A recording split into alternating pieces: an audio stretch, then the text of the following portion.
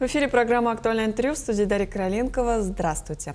В республике работает Ассоциация ветеранов специальной военной операции. Цель – взаимодействия с органами власти для оперативного решения проблем, с которыми сталкиваются ветераны СВО. О деятельности новой ассоциации и о патриотическом воспитании молодого поколения мы сегодня поговорим. Наш гость в студии – Султан Залбатский, председатель Ассоциации ветеранов СВО Республики Саха-Якутия. Султан Владимирович, здравствуйте. Здравствуйте.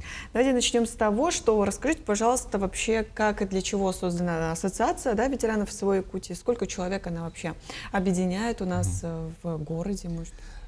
По республике. Да, вот наша ассоциация начала работать, получается, с прошлого года, но активность получила в основном в этом году, когда у нас появилось свое помещение, мы размещаемся в молодежном центре «Патриот», где и пользуемся всеми, будучи я как директор этого учреждения, мы используем все наши локации. Мы можем там собрать и ветеранов для каких-то сборов, либо на проведение мероприятий, либо на пресс-конференцию, либо на встречу с главой и тому подобное.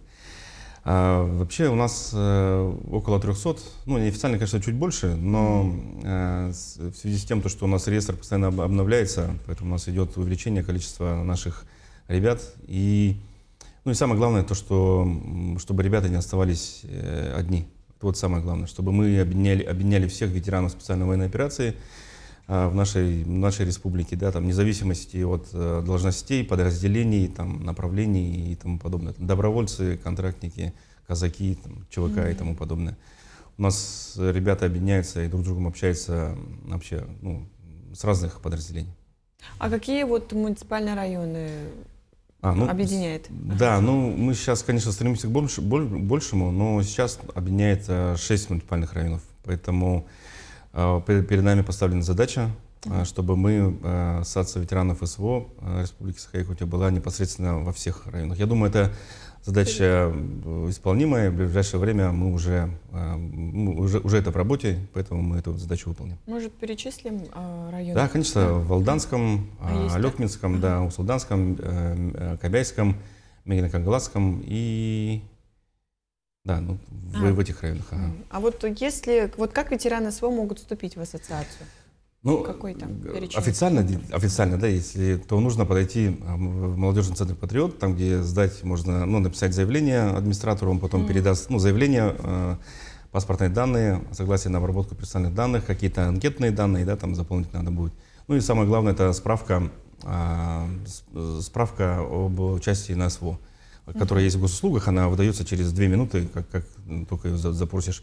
Но, как это обычно бывает, у нас все по-простому. Я состою, если честно, во всех СВОшных группах, поэтому через сарафанное радио сразу ко мне на WhatsApp, на Макс, на Макс обычно сразу направляются, ребята пишут, как вступить и тому подобное. Я сразу напрямую уже передаю документы делопроизводителю. Потом уже мы выдаем удостоверение, торжественное вручение, там уже как по ситуации будет. Иногда ребята просто говорят, можно мне без ничего, я вот сейчас в район уезжаю, я возьму сразу удостоверение и все, так и уезжаю. Пока онлайн нет, такой возможности как-то оформить? Нет, пока онлайн мы так. Надеемся, что как-то реализуется. А вот давайте поговорим немножко о турнире по стрельбе среди ветеранов, который стартовал в начале апреля буквально. И в учебно-стрелковом центре «Сулус». Расскажите вообще об итогах и планируется ли, может быть, дальше проводить такие турниры похожие? Мы совместно с полигоном «Сулус», с героем России Александром Галичем Колесовым решили провести данный турнир по стрельбе среди ветеранов. Я сразу скажу, что это было похоже не больше как на соревнование, турнир, где должен был человек выиграть. Это больше было какая-то встреча выпускников. Все ребята встретились тоже приветствую, как-то такая непринужденная обстановка, горячий чай, горячее питание, еще время такое хорошее, когда еще, видите, не было луж, сильного снега, теплое, минус 5 градусов, поэтому инструкторам огромное спасибо, на рубеже сразу 5 стрелков мы могли выходить и уже соревноваться друг с другом. У нас, получается, было по 2 дисциплинам соревнования, по стрельбе из автомата Калашникова и из винтовки СВД. По Калашникову занял нас наш Евгений Королев, снайпер, он выбил очень много баллов, И по снайпингу у нас, получается, выиграл Александр Северьянов, это старый наш ветеран, наш друг, он еще ветеран еще с чеченской кампании, поэтому он большой друг Александра Гавриловича, поэтому он с удовольствием принял участие и занял первое место, потому что он как он потом отстрелялся, встал, отряхнулся и сказал, что мастерство никуда не делось, такое, в общем. Да, и поэтому я призываю всех ветеранов, которые мы будем проводить такое же мероприятие летом, пускай обязательно участвуют, пускай приходят. Это все бесплатно абсолютно. Главное, надо прийти, желание немножко абстрагироваться и поучаствовать в данном мероприятии. В этом турнире также еще принимали участие действующие ребята, которые приехали к нам в отпуск, да, поэтому получили массу энергии, заряда вообще там. Поэтому, как я уже сказал, грубо говоря, да, отстрелялся, встал, дальше разговаривать, что там, ты где был, ты этого знаешь, того знаешь, как-то так. Хорошая такая мероприятие. Награды еще, наверное, да, получили? Да, конечно, были награды, но мы за призами не гнались. Но я бы еще хотел сказать, что это больше, знаете, как не спортивное мероприятие было, а как для реабилитации такое. Там парни, которые грубо говоря, да, парни, которые долго не улыбались, сразу своих знакомых встретили, приветствую, туда-сюда. Как-то такое, реабилитируемое, Поэтому решено еще, мы с Александром Гавриловичем думаем, где-то в начале лета, скорее всего, посмотрим, как по времени будет, чтобы у нас и ребята были все поближе Это, сами знаете, полигон Сулус не близко находится, да, час езды, поэтому тоже надо организовать транспорт, если у кого-то нету, либо организоваться с ребятами, чтобы мы мы на транспорте поехали и организованной колонной выехали. Поэтому, в принципе, вопросов с транспортировкой не было. Значит, на постоянной основе будете делать, да? Да, конечно, да, сейчас и будем делать и с призами, ценными, поэтому хотелось бы сделать несколько раз в году. А где потом узнать анонс, когда, где? Ой, да, у меня в статусе, смотрите, либо в группе ассоциации ветеранов. То есть вы опубликуете? Конечно. Это все будут знать. Ориентировочно в начале июня, да? Да, в начале лета мы планируем. Так. А какие еще значимые мероприятия проводят ассоциацией?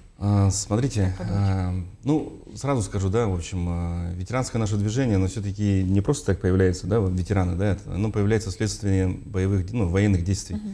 Поэтому у нас есть, соответственно, мероприятия, которые мы проводим на высоком позитивном эмоциональном уровне. Это встречи с молодежью, уроки мужества и тому подобное. Но, к сожалению, у нас есть, не к сожалению, конечно, но есть тоже такие мероприятия, которые не все могут участвовать в них.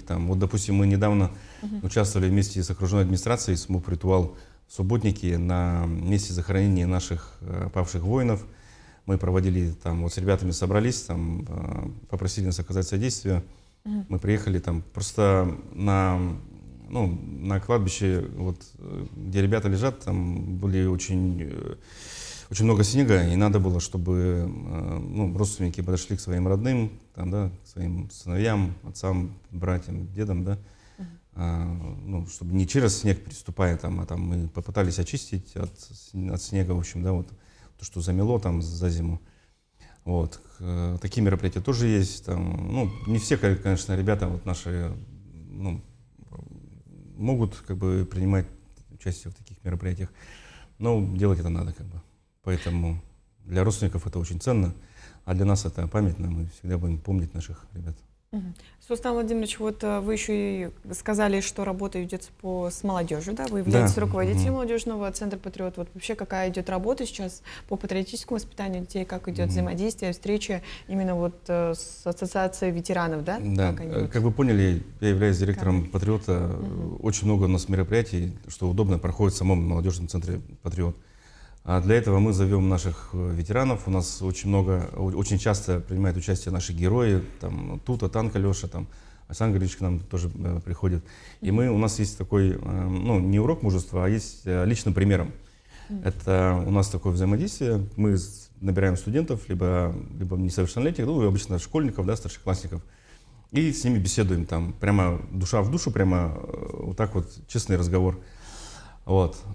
После этого у нас есть наша страйкбольная амуниция, мы потом берем организованно и всей толпой выезжаем на полигон, там, где ребята уже играют в страйкбол, много адреналина, им всем нравится, поэтому, слава богу, то, что мы можем себе это позволить. Мы работаем с шестым калибром, это полигон, закрытый полигон, единственный, да, зимний, на Маганском тракте.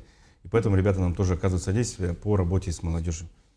Вот. Я, забегая вперед, тоже скажу, да, то, что ну, приходили вот ребята, восьмиклассники, в общем, да. Ну, там видно, что ребята немножко, ну, троечники, короче, да, вот такие, ну, немного нагловатые ребята, там официально все спросили, там вопросы, в общем, да, у ветеранов. А потом, когда мероприятие закончилось, подошли, ну, к ветеранам и начали абсолютно каверзные вопросы задавать, которые не задавали при всех, да. Ну, наши ребята опытные, поэтому там выкрутились, там, и, ну, мы всегда инструктируем ребят, как прежде чем говорить, ну, рассказывать лекции, о чем можно говорить, о чем нельзя говорить, а если так спросят, то обязательно ветерану, что надо, как надо ответить, там, и тому подобное. Тоже каверзно мы там отвечали, поэтому я хочу сказать, что нынешняя молодежь шустрые, тоже ребята вообще там, ну, хочется все знать, поэтому они, видимо, вот так и в такие вопросы и спрашивают. Интересуются, да? Да. А вот на полигоне вы имеете в виду мастер-класс со школьниками, да? С ветеранами и школьниками? Они Да, как да, друг да, друга да. учат? Ну, да, проводят инструктаж, и они друг с другом там, ну, соревнуются. Мы там делились, получается, там, допустим, там 5 ветеранов с одной группой молодежи и 5 ветеранов с другой группой молодежи. А потом еще вообще там ветераны против молодежи тоже там как бы... ну это очень интересно. Да, как вот, если вот другие школьники, другие школы хотят присоединиться, там как с центром надо связаться? Да, с молодежным центром «Патриот», потому что у нас есть планирование, и мы в ежемесячный план вот такие вот мероприятия ассоциации тоже туда включаем. И я тоже хочу сказать, что это все бесплатно, это все не надо там, как я читал там в комментариях, там, сколько там час игры в страйкбол стоит и тому подобное. Взносы, да, какие-то? Да. Ну, там что-то оплата, там у нас такого нету, потому что мы работаем с 6-м калибром, у нас есть соглашение, ну и, соответственно, у нас тоже есть свой инвентарь по страйкболу специально для патриотического воспитания. Молодежи нравится, поэтому мы так и делаем. Ну да, интересно. Да. А вот о планах, да, какие вот вообще планы у ассоциации ветеранов? Да, вот смотрите, у нас по поручению, да, в общем, какие у нас планы? У нас, во-первых, мы хотим создать филиалы ассоциации ветеранов непосредственно во всех муниципальных образованиях, во всех наших улусах, так как ветераны у нас присутствуют во всех районах нашей республики. Ну и, конечно, мы хотим, чтобы все наши ветераны специальной военной операции Республики Саха-Якутия были непосредственно все в нашей организации, поэтому мы к этому стремимся. Пускай все приходят, пускай все будут вместе, будем все вместе общаться, будем все вместе решать определенные вопросы, которые назревают. Спасибо, Султан Владимирович, что пришли к нам в гости. Действительно было интересно. Ну и надеемся, что планы сбудутся и Спасибо вам. исполнятся. Спасибо, до свидания. Я напомню, что это была программа «Актуальное интервью». До встречи в эфире.